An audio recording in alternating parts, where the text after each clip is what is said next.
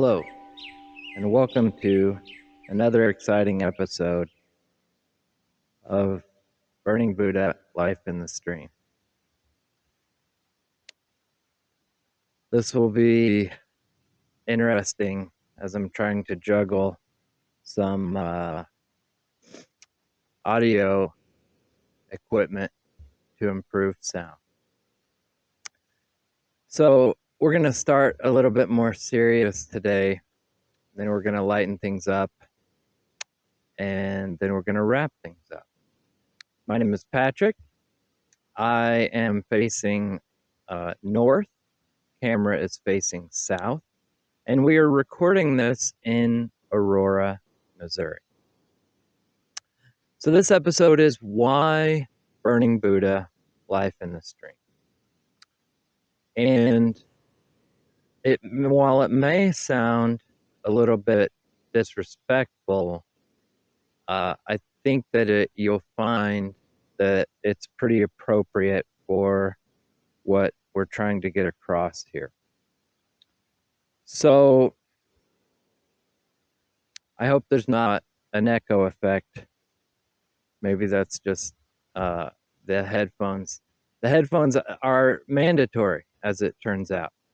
This equipment doesn't work the same without the headphones. So that might be why you see so many people wearing them.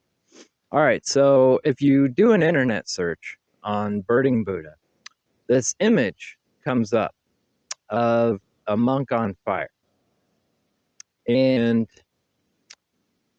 I originally thought that this image had something to do with the Tiananmen Square protest in China around 2001. That was not correct. This image was actually taken in 1963 in Vietnam, Saigon. And that was prior to the U.S. Involvement in Vietnam. It was a protest. But first, I want to say a few things about the monk who made this choice. He was a senior monk. His name was Thich Quang Duc, or Duc. Thich Quang Duc. We have another famous monk now who just passed away, also Thich Nhat Hanh. But this was Thich Quang Duc. And the event occurred June 11th, 1963. First a little bit about his life. He was born in 1917, and he got the call at a very young age. At about 7, he started studying Buddhism. At the age of 15, he took his vows and was ordained at the age of 20. So he had been ordained 46 years. He'd had a long life. He had done several retreats, and he had established a number of pagoda temples in Vietnam, I think in both North and South Vietnam. So if you can kind of imagine this long, honorable, well-established life, and what he would have experienced, what he would have gone through. And in the early 60s, the South Vietnam President Diem, he was Catholic, and the vast majority of South Vietnam was Buddhist, about 70+%.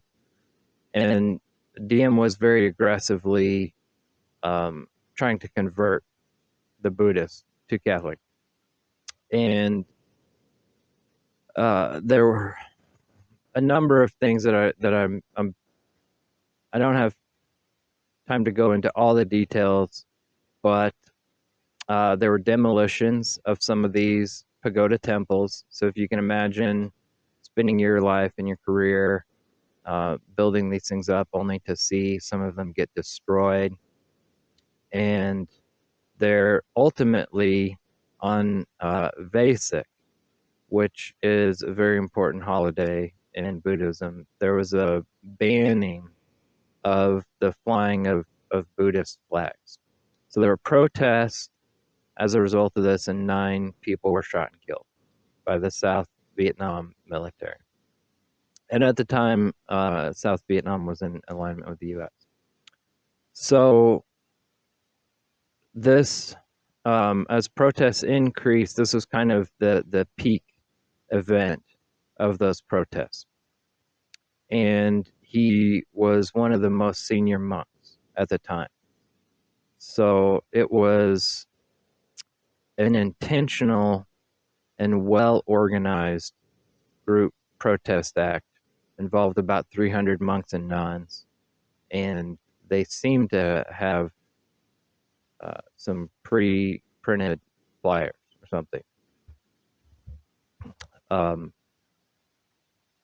The self-immolation was an act of protest that other monks and people participated in at that time.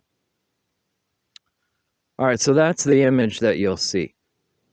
The image that I saw, or what I thought about when I first heard that phrase, I was originally thinking about something like inflammatory spirituality, which conveys a similar message, but is quite a bit of a mouthful.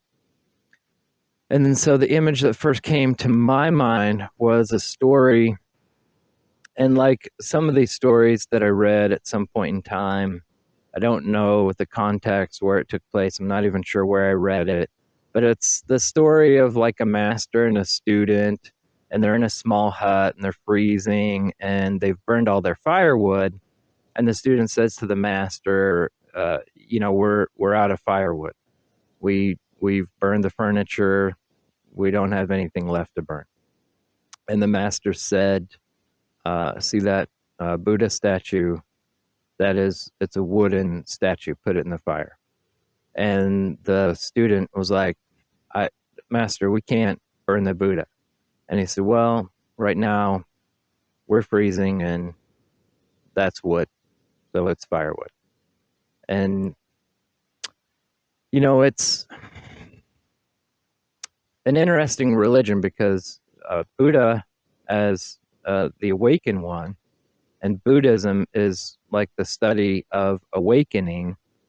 So without the statues, the symbolism, the temples, or any of the iconography or representation, at the very beginning, it was a teaching. It was a man, a one person, and started with a teaching, and it became a following. And that's what many people pay homage to in the Buddha, the Dhamma, and the Sangha. And in the Sutta, the last days of the Buddha, what he told, I think, Ananda was, if you want to honor the Tathagata, then practice the Dhamma. That is the best way to honor the Tathagata. And I think that holds true today. So burning Buddha is a reference to a protest of sorts. And we have a lot going on in the world today. A lot that we could be angry about. So it represents that passion. It's a call to action.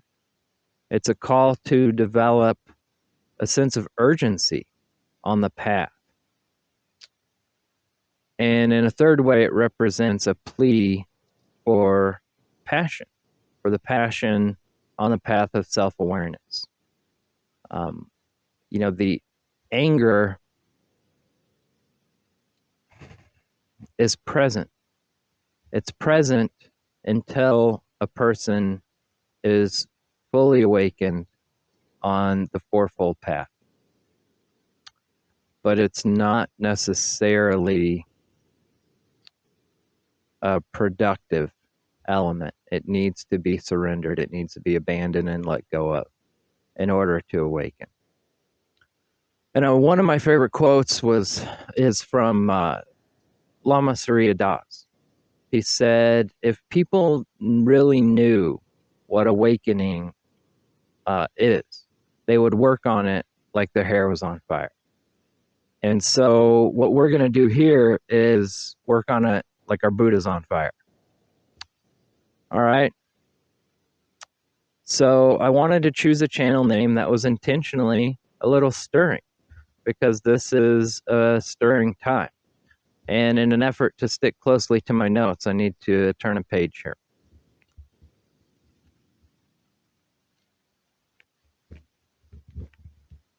So the fire element is personally significant for a number of symbolic reasons for me in my life. And one thing to kind of lighten things up a little bit is that I've been physically burned a number of times in a number of ways. So that reminds me of a story. And we're going to introduce a new part of the show here. This is called Story Time with Uncle Patrick. All right. Many years ago, I was building a piece of furniture when I caught my butt on fire. It had a large top with a curved front, so I had to carefully and skillfully cut out the face. I was in a friend's shop. It was a very cold January in single-digit temperatures after a large snowstorm. I was concentrating on making this cut with a handheld jigsaw.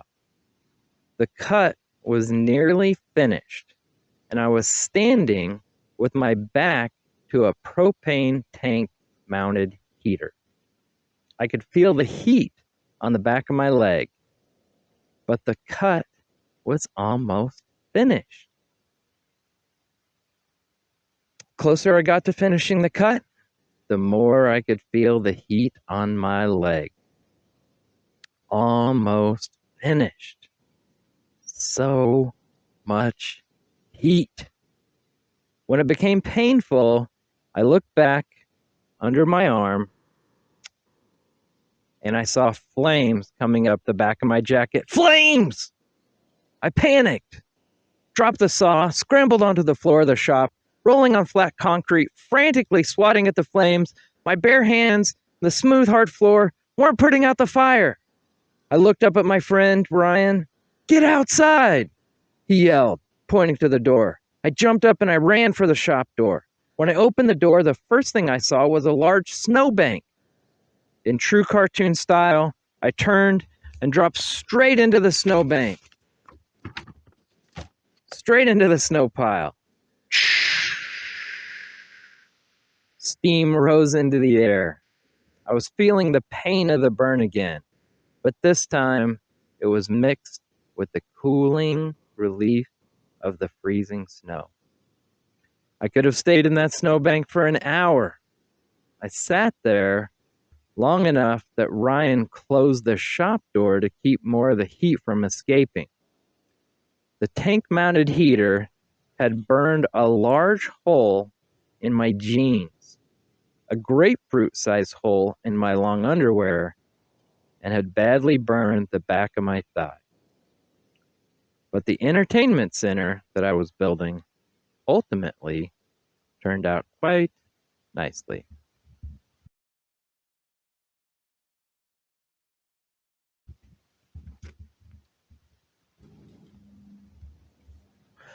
And now you've heard Story Time with Uncle Patrick. I just dropped my last page. Hold on.